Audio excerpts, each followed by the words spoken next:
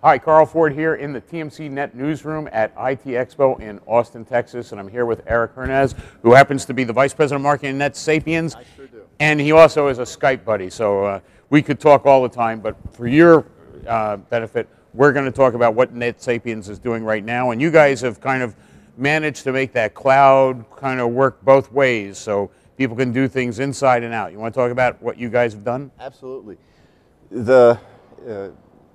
Earlier this year, we launched nShare, which allows us to put our IP-centric switching features in geographically dispersed locations, which means you could have part of your switch running on one side of the country and part on the other.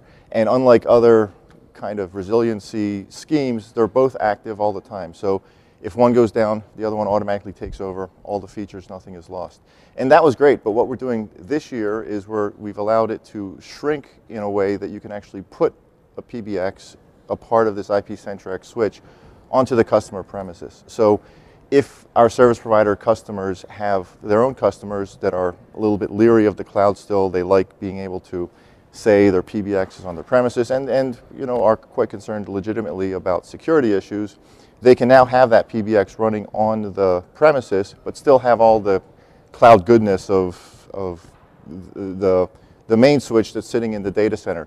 So there's a couple of benefits aside from the resiliency of it. Part of the system allows you to find the switch that's closest to the subscriber and point them at that switch. So if somebody happens to go off the campus or outside of the office environment, let's say they're traveling and they want to hook into their office PBX from a soft phone or from a smartphone, the system will automatically find the part of the switch that's closest to them and register them to that switch, and now that becomes their temporary home node, if you will. So that's great for quality of service issues, especially if you're talking over the data network.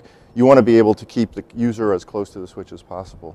So we've just launched we just deployed our first customer using this scheme, and we're very excited about it. So for some companies that are service providers who are also like managed service providers as well, that's a good mix because they can offer it both ways and in effect make it so that there's an automatic fault tolerance and disaster recovery plan too, right? Yeah, absolutely, absolutely. And in addition to that, a lot of companies who are in this business are used to selling boxes onto premises, right? They're used to selling hardware and you know have not yet made the cultural shift to the cloud. So this gives them a bridge. They can sell part of the switch directly to the CIO, who's very concerned about having the switch on premise, but still have the cloud as the backup and all the benefits of that kind of configuration. Okay. Now, just out of curiosity, does that also add some feature richness to it as well? Like, you know, can you guys support them doing some HD quality or any of those kind of things? Well, we're a very full-featured switch to begin with. So, you know, our basic product has every feature you can imagine, including video calls and HD calling and all that. What this does is really just takes that very big feature-rich switch, allows you to wrap it up in a small package and put it wherever you want it, but at the same time manage it from a central location, manage it from one place. And because of the fact you can deal with local services, that also means that, you know, if someone's trying to work remotely, you've got that covered as well. Just out of curiosity, who are you trying to reach out to right here at the show? Who's been your target audience?